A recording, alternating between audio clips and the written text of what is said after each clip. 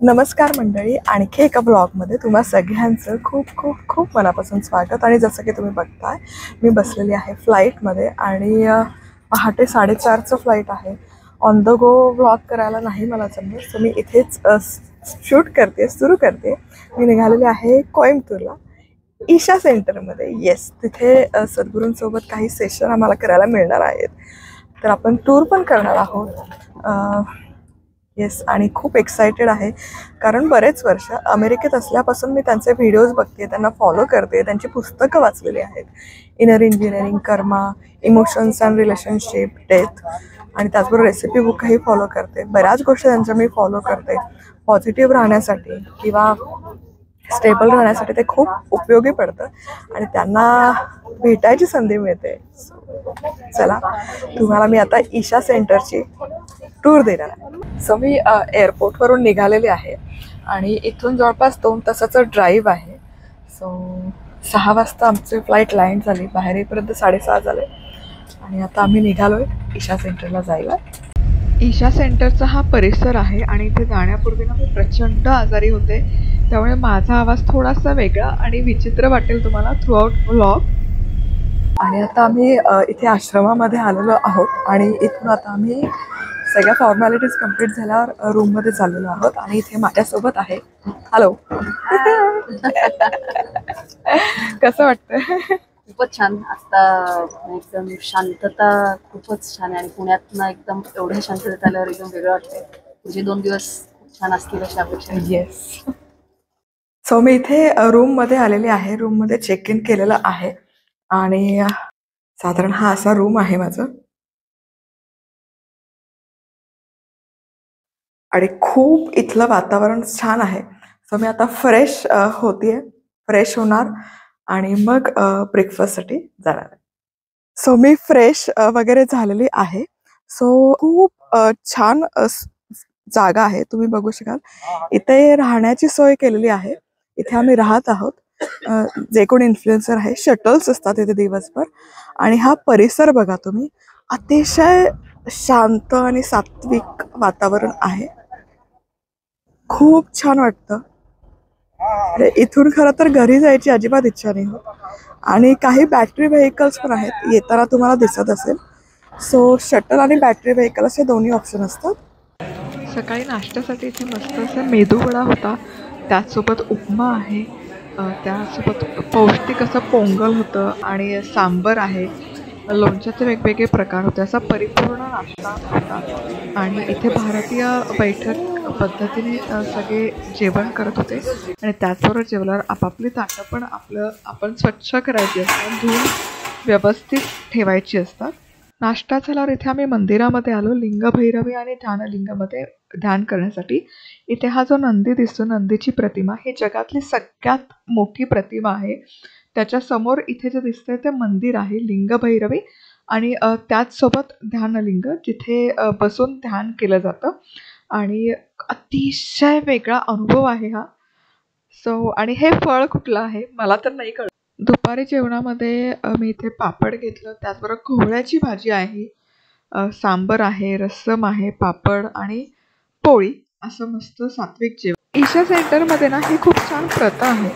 इथे कुठलाही सेशन सुरू व्हायच्या आधी जर सगळ्यांना बोलवायचं असेल तर असं छानपैकी टाळ्या वाजवल्या जातात, म्हणजे ते एक संकेत असतो की आता तुम्हाला आज सेशनमध्ये जाऊन बसायचं. सो जेवणानंतर या हॉलमध्ये आमचं पुढचं सेशन सुरू झालं. तर इथे ना ईशा होम स्कूल आहे, ज्यामध्ये वेगवेगळे आर्ट फॉर्म शिकवले जातात. तर त्यामध्ये कलरिंग म्हणून हा एक आर्ट फॉर्म तिथे शिकवला जातो. तर त्याचं प्रात्यक्षिक आम्हाला सादर करण्यात आलं आणि यामागे खूप सारी मेहनत आहे, कष्ट आहे, सराव आहे, तो प्रत्येक फॉर्ममध्ये दिसत होता. सो ही कलरी म्हणून त्यांचा एक फॉर्म आहे मार्शल आर्टचा, ती मुलं इथे सादर करत आहेत. दुपारचं सेशन झाल्यानंतर आम्ही पुढचा परिसर बघण्यासाठी निघालो. तर सगळ्यात आधी जाताना आम्ही गोशाला पाहिली. तर गोशालामध्ये जवळपास 600हून अधिक गायी आहेत आणि यांचं पालनपोषण अगदी नैसर्गिक पद्धतीने करण्यात येतं. आणि इथे हे वासरू आहे, अतिशय हट्टी हे वासरू होतं, अजिबात जवळ यायला तयार नव्हतं आणि खूप छान अनुभव होता. खूप दिवसांनंतर गोशाला मला बघायला. I am traveling with Sadhguru and Isha. It has been a great privilege that I have been with Isha, and it has guided me all my life. And it's such a privilege, and I'm so happy that every day I go to. आणि lunch झालं, जेवण झाल्यानंतर म्हणजे जेवणाची झलक तुम्ही पाहिलीच, session झाले आणि आता आम्ही इथे पूर्ण परिसर बघण्यासाठी आलो. तर आता मी गोशालाची व्हिजिट केली आणि अतिशय सुंदर असा हा परिसर आहे.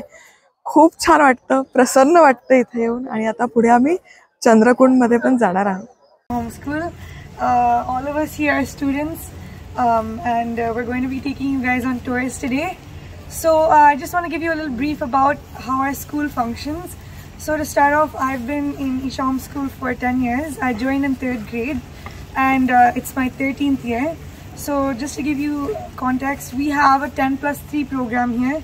So after we finish our 10th grade, we have 3 years, and usually we have an internship program. आणि ते मुलांसाठी ना सगळ्या अशा अद्ययावत सोयी केलेल्या आहेत.